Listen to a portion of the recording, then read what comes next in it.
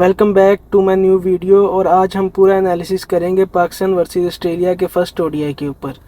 जो Pakistan cricket team का fan हमेशा से चाहता है ना कि जिस तरह अग्रेशन के साथ, स्पार्क के साथ पाकिस्तान टीम दूसरी टीम का मुकाबला करे और लड़ के हार जाए बेशक, लेकिन लड़ना ज़रूरी है। हमें ये ना लगे कि फर्स्ट इनिंग के बाद ही पाकिस्तान हारी हुई है। तो आज मोहम्मद रिजवान का डेब्यू मैच था एज अ कैप्टन और उन्होंने बहुत अच्छी कैप्टनसी की है, जो मैं उससे एक्सपेक्ट भी कर रहा था, क्योंकि मैंने उसको डोमेस्टिक के अंदर और पीएसएल के अंदर कैप्टनसी करते हुए देखा हुआ उस लड़के को। उसने आज बॉलिंग चेंजेस इतनी अच्छी की हैं और अपनी फील्डिंग इतनी अच्छी लगाई है कि क्या ही बात है। उसने बड़े कम टोटल को जो पाकिस्तान ने किया 203 का, उसके अंदर ही पाकिस्तान टीम को इस तरह का लड़ाया और जो ऑस्ट्रेलिया की टीम थी उनको घुटनों पे ला के खड़ा कर दिया कि उनको समझ नहीं आ रही थी कि हम अब यहाँ से जीतें कैसे। वो स्ट्रगल कर रहे थे जीतने में भी, हालांकि अभी उनके पास नंबर ऑफ बॉल्स बहुत ज़्यादा पड़ी हुई थी लेकिन विकेट्स बहुत कम थी। इसने क्या किया, रिजवान ने एक चीज़ इसने डिफरेंट की है कि इसको जब पता लग गया ना कि मेरे बॉलर्स अब अटैक कर रहे हैं और कंडीशंस अच्छी हो गई हैं बॉलिंग के लिए, इसने अपने प्राइम बॉलर्स को लगाया है, अपनी किसी और ऑप्शन की तरफ नहीं गया, स्पिन की तरफ। इसने नसीम को, शहीन को, हारिस रऊफ को और हुसैन को लगा ही रखा है। कोई और बॉलिंग चेंज इसने नहीं की कि मैं ओवर्स बचा लूँ बाद में कराऊंगा। इसने कहा कि अभी ख़त्म करो मैच, विकेट्स ले के मैच ख़त्म करो। अगर वैसे ही ये करता दूसरे माइंडसेट से, जिस तरह हमारे पिछले कैप्टन करते रहे हैं कि ये बॉलिंग को बचा लेते थे, मतलब अगर शहीन शाह अफरीदी है उसके 5 ओवर बचा लेने, हारिस रऊफ के 5 ओवर, लेकिन रिजवान का ये माइंड सेट है कि इनके ओवर बेशक ख़त्म हो जाएं और विकेट्स भी ये ले लें और मैच पाकिस्तान जीत जाए। अब बात कर लेते हैं अपना स्कोर कार्ड्स पे दोनों टीमों की और सिचुएशंस पे जो आज मैच के दौरान हुई हैं। सबसे पहले हम बात करेंगे कि ऑस्ट्रेलिया ने टॉस जीत के बैटिंग करने का फैसला सबसे पहले हम बात करेंगे कि ऑस्ट्रेलिया ने टॉस जीत के बॉलिंग करने का फ़ैसला किया, और जो कि हमें पता था, क्योंकि उनको भी पता है कि पाकिस्तान स्पिनिंग ट्रैक्स पे खेल के आई है इंग्लैंड के ख़िलाफ़ और वो अभी इस कंडीशन से फेमिलियर नहीं है, तो इनको पहले बैटिंग पे लगाओ। बैटिंग पे लगा के, और आपको जैसा कि पता है ऑस्ट्रेलिया की जो सी बॉलिंग है वो भी बड़ी लीथल है। अपनी फुल अटैक के साथ वो आए थे मेलबर्न के अंदर और उन्होंने अटैक किया और पाकिस्तान ने एज़ यूजुअल स्ट्रगल किया बाउंस के ख़िलाफ़। वो हमें नज़र आया कि साइम यूब जोन्स हैं, उनका वो डेब्यूटेंट है, उनका इनसाइड एज लगा और अब्दुल्ला शफीक बाउंस और ऊपर से स्टार्क की जो पेस है उसको जज नहीं कर सके और एज लग के पीछे कैच आउट हो गए कीपर से। तो वो हमें नज़र आया कि उन्होंने सही डिसीजन लिया पाकिस्तान टीम को देखते हुए, और हम स्ट्रगल करते हैं और इन्हीं चीज़ों को हमें सीखना चाहिए कि किस तरह एक अच्छा प्लेयर डिफरेंट कंडीशंस पे जाके कंडीशंस को अडेप्ट करता है और उस हिसाब से खेलता है। अब हम बात करेंगे कि अब्दुल्ला शफीक जो से हैं वो हमें अच्छे टच में नज़र आए हैं और अच्छे टच में उन्होंने एक पुल शॉट मारी थी जिससे मुझे लगा था कि आज अब्दुल्ला शफीक एक बड़ा स्कोर करेगा, लेकिन बैड लक मिचेल स्टार्क की बॉल पे वो आउट हो गए। अब एक सबसे बड़े प्लेयर जो पाकिस्तान ने प्रोड्यूस किए हैं, वन ऑफ द बेस्ट कहा जाता है उनको, बाबर आजम। कुछ लोग बात कर रहे थे कि इसको टेस्ट में हमने आउट किया तो इसको हम ओडीआईज में क्यों खिलाएं। भाई ये वो नंबर 1 ओडीआई प्लेयर है, सिर्फ पाकिस्तान का नहीं पूरी दुनिया का।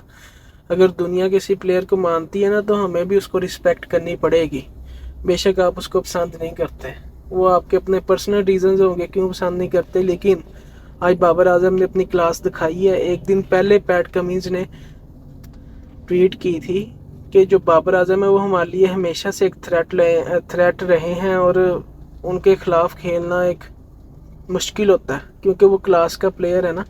और हमें नज़र भी आया उसकी बैटिंग जिस तरह उसने की है, बेशक उसने 37 स्कोर ही किया 44 बॉल्स पे, लेकिन जो उसने किया है वो नज़र आ रहा था कि एक तो फ्री माइंड होके आए हैं, रेस्ट मिली थी इनको 2 टेस्ट के अंदर, इनको ज़रा क्रिकेट से रेस्ट मिली है, तो एक तो फ्री माइंड था, दूसरा उनकी क्लास जो थी कि आती कवर्स पे अटैक किया। अपनी जो उनकी गो टू शॉट है वो खेलनी है उसने, पुल शॉट, कट शॉट, फिर जो वो ऑन ड्राइव मारते हैं वो मारी है उसने पैट कमिंस को, और अच्छी कट शॉट मारी है और बहुत अच्छे टच में नज़र आ रहे थे। वो बैड लक है उनका, या जो भी इनको कह लें कि वो थोड़ा सा ना स्पिन के ख़िलाफ़ स्ट्रगल करते हैं। और जिस तरह जैम्पा आया, कमेंटेटर्स ने भी कहा है कि इस ओवर में या रिजवान आउट होंगे या बाबर आउट होंगे, तो वो बाबर आउट हो गए। वो ज़रा बॉल भी नीचे ही रही है, ज़्यादा बाउंस नहीं किया तो उस वजह से। लेकिन जितना भी बाबर आजम खेला है ना, अपनी क्लास शो की है। बाबर आजम इज़ बैक, और इंशाल्लाह अगले मैच में वो सेंचुरी मारेंगे, ये आप नोट कर लें मेरे अल्फाज। और ये मैं कोई फ़ैन होने की वजह से नहीं कह रहा, मुझे उसका नज़र आया जिस तरह उसने खेला है, जिस तरह वो इजी था ऑस्ट्रेलियन कंडीशंस के अंदर। ऐसे हर कोई प्लेयर नहीं हो सकता जिस क्लास का वो प्लेयर है। इजीली शॉट्स खेल रहा था, डिफेंड जो कर रहा था स्टार्क को, वो मैंने देखा मिडल हो रही थी बॉल उसकी। फिर बात करते हैं एज अ कैप्टन रिजवान ने ये पहला ओडीआई मैच खेला और अच्छे 44 स्कोर किए हैं 71 रन पे। एक छक्का भी मारा है, 2 चौके मारे हैं।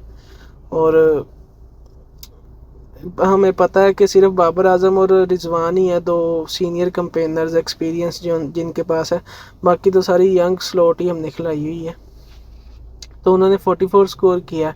कामरान गुलाम अच्छा खेले थे, अच्छी इंटेंट थी, अच्छी अग्रेशन शो कर रहे थे, लेकिन बाउंस, पैट कमिंस ने फिर से बाउंस किया बॉल को। और उनके जिस तरह आज़म खान की मुझे याद आ गई इंग्लैंड के ख़िलाफ़, जिस तरह वो आउट हुए थे इस तरह ये आउट हुए हैं, उछले हैं और ग्लव्स पे बॉल लगी है और वहाँ से कीपर ने कैच कर लिया। सलमान अली आगा का बिहेवियर मुझे यूजुअल सा लगा है, वो कोई मतलब इतने इन नहीं थी गेम के अंदर ना, जिस तरह होता है ना एक वाइस कैप्टन का जो करैक्टर होता है, वो शो नहीं किया उन्होंने।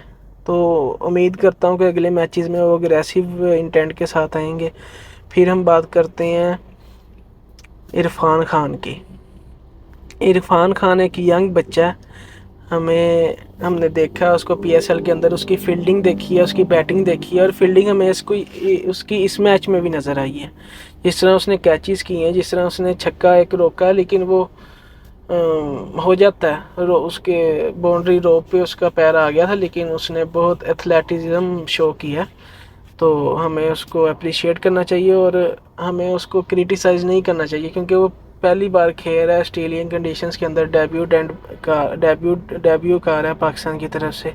डेब्यू का एक अलग प्रेशर होता है और ऊपर से बाउंसी ट्रैक्स के ऊपर आप खेल रहे हो जिससे आप फेमिलियर ही नहीं हो। तो फिर बात करेंगे शहीन शाह अफरीदी की। एक अच्छी नोक की है उन्होंने, 19 बॉलों पे 24 रन किया। नसीम शाह एक एक्स फैक्टर साबित हुआ है आपके लिए।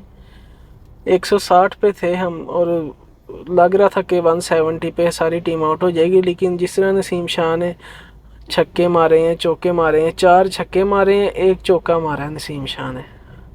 और अगर नसीम शाह मार सकता है तो ऊपर वाले हमारे बैट्समैन भी मार सकते हैं। बस ऊपर से ओपनर्स को ज़रा पेशेंटली ना पहला जो है अपना पावर प्ले वो गुजारना, फिर विकेट्स इन हैंड रख के तो हमने क्या करना है कि गेम को चलाना है सिंगल डबल करके। फिर आखिरी 15 ओवर्स के अंदर हमने अटैक करना जिस तरह नसीम शाह ने किया। ये स्ट्रेटजी हमारी होगी तो हम इंशाल्लाह ऑस्ट्रेलिया को पकड़ सकते हैं। इस मैच में भी हम क्यों नहीं पकड़ सके, क्योंकि हमारा स्कोर कम था। 203 तो स्कोर था हमारा, 250 होता तो मुझे पूरी उम्मीद है कि ऑस्ट्रेलिया को हम हरा चुके होते हैं। और ये मैच हमें हरा ही देना चाहिए था, वो तो पैट कमिंस आके खड़ा हो गया, उसकी हम बाद में बात करते हैं। फिर हारिस रऊफ आए, वो जैम्पा से आउट हो गए, ठीक है, उनको हम क्या कह सकते हैं, वो बॉलर हैं एक हुसनैन। और फिर हम 203 पे आउट हो गए। नसीम शाह की आखिरी विकेट थी जो पैट कमिंस ने ली, वो भी एक अच्छा उसने ऑफ ड्राइव मारी थी तो वो कैच आउट हो गया। अब ये हम बात करेंगे कि 203 स्कोर देख के किसने सोचा था कि हम ऑस्ट्रेलिया को फंसा देंगे मैच मेलबर्न के अंदर, उनके होम क्राउड और होम कंडीशंस के अंदर हम उनको स्ट्रगल करवाएंगे मैच जीतने में। ये रिजवान की खासियत है, हमेशा से रही है। चैम्पियंस कप में भी देख लें, छोटे टोटल्स पे मैच फंसा जाते हैं। सिर्फ अपने डिसीजंस के ऊपर, फील्डिंग और जो बॉलिंग चेंजेस वो करते हैं। तो जिस तरह ही ऑस्ट्रेलिया की बैटिंग आई, शुरू से पहले सबसे पहले नसीम शाह और शहीन शाह अफरीदी ने अटैक किया। नसीम शाह थोड़े से मुझे डाउन नज़र आए, जिस तरह वो पहले करते हैं ना बॉलिंग, उस तरह उनकी बॉलिंग नहीं मुझे नज़र आई। तो उनको सोचना पड़ेगा, अपनी फ़िटनेस पे काम करना पड़ेगा। इनिंग्स के दरमियान में भी वो चले गए थे, कोई क्रैम्प्स पड़े थे उनको। तो ये तो अभी उन्होंने ओवर्स भी थोड़े से कराए थे, मतलब 7 ओवर कराए हैं और उनको क्रैम्प्स पड़ गए। कोई इतनी प्रेशर सिचुएशन भी नहीं है, मतलब एक सीरीज़ हो रही है ना। तो वर्ल्ड कप्स जैसे स्टेजेस पे कैसे हमें रिप्रेजेंट करेंगे, इनको ख्याल रखना चाहिए अपनी फ़िटनेस का भी। अब हम बात करेंगे ऑस्ट्रेलियन बैटिंग की। सबसे पहले उनके 2 अननोन प्लेयर्स आए, मैं तो यही कहूँगा, मैथ्यू शॉट और फ्रेजर मैकगर्क। तो मैथ्यू शॉट को तो शहीन शाह अफरीदी ने अपने आउट स्विंगर से आउट कर दिया। वो शॉट की तरफ जा रहे थे, एग्रेशन की तरफ, अग्रेसिव खेलना चाह रहे थे शहीन शाह अफरीदी को, लेकिन शहीन शाह अफरीदी ने डॉज किया उसको और कैच आउट हुआ। साइम यूब ने ब्रिलियंट कैच किया फील्ड के ऊपर। फिर मैकगर्क आया, उसको नसीम शाह ने अपनी फास्ट डिलीवरी से, उसकी टाइमिंग नहीं सही बैठी बॉल के ऊपर और वो कैच आउट हो गए मिड विकेट के ऊपर। उसके बाद स्टीव स्मिथ और जोश इंग्लिश ने अच्छी पार्टनरशिप लगाई है। जोश इंग्लिश भी कैच ड्रॉप हुए पॉइंट के ऊपर, इरफान नियाजी ने किया है उनको कैच ड्रॉप, लेकिन वो जो कैच की अपॉर्चुनिटी थी, वो कैच तकरीबन 70% खुद बनाना पड़ना था फील्डर को और उसने बनाया। हम उसी के ऊपर उसको अप्रिशिएट करते हैं, कोई मसला नहीं अगर ड्रॉप हो गया, लेकिन एफर्ट अच्छी की थी उसने। आपको इरफान खान की आगे बैटिंग, जो छक्के मारने की एबिलिटी है, और फील्डिंग इम्प्रेस करेगी। उसने इस मैच में भी अच्छे कैचेस पकड़े हैं और बाउंड्री के ऊपर फील्डिंग भी अच्छी की है। वो नो डाउट कि वो छक्का हो गया, रोप के ऊपर उसका पैर आ गया, लेकिन उसकी एफर्ट को हम 100% देते हैं। जो उसने एफर्ट किया उसको 100 स्कोर मिलेगा उस चीज़ का, कोई क्रिटिसिज्म नहीं है उसके ऊपर। तो इन दोनों ने अच्छी पार्टनरशिप लगाई। उसके बाद हारिस रऊफ ने ब्रेक की है पार्टनरशिप। हारिस रऊफ हमेशा आपको मेलबर्न जैसी पिचेस पे टफ टाइम देगा, ये आप मेरी बात नोट करके रख लें, क्योंकि वो पैदावार ही मेलबर्न की है। पाकिस्तान खेलने से पहले वो मेलबर्न स्टार की तरफ से डेब्यू कर चुके थे।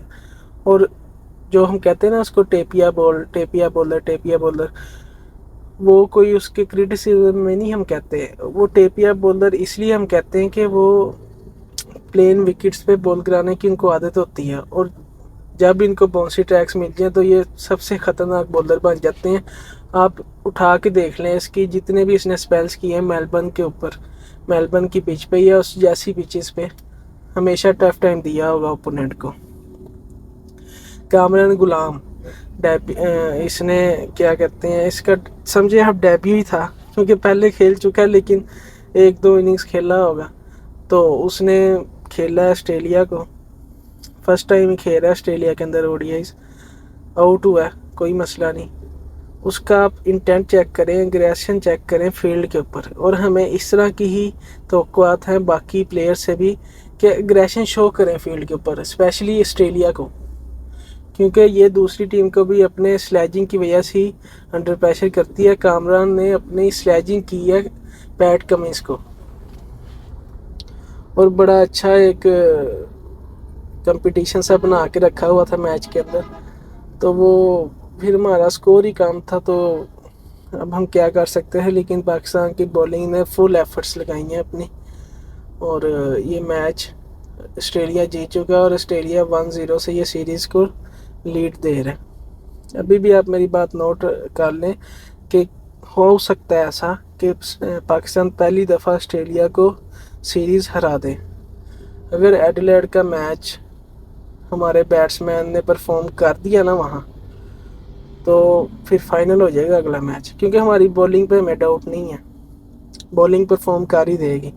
बैटिंग में मसला आ रहा है ना, तो अगर ऊपर से ओपनर्स खड़े हो गए और स्कोर कोई 70 और रन की पार्टनरशिप लगा दी नीचे से, फिर बाबर आजम की तो आप 100 पक्का रखें ना आप, लिख लें, साइन कर लें, और ये क्लिप आप बेशक काट के आगे ट्रेंड भी चला देना या जो भी आप कर सकते हैं। तो मेरी आप ये बात लिख लें कि अगर पाकिस्तान की बैटिंग चल गई तो ऑस्ट्रेलिया अगला मैच हारेगी और वो हारने को तैयार हो जाए अगला मैच। अगर आपको मेरी ये वीडियो पसंद आई है तो इस वीडियो को लाइक करें, इस चैनल को सब्सक्राइब करें, वीडियो को शेयर करें ताकि ये चैनल जल्द से जल्द ग्रो करे। अल्लाह हाफिज़।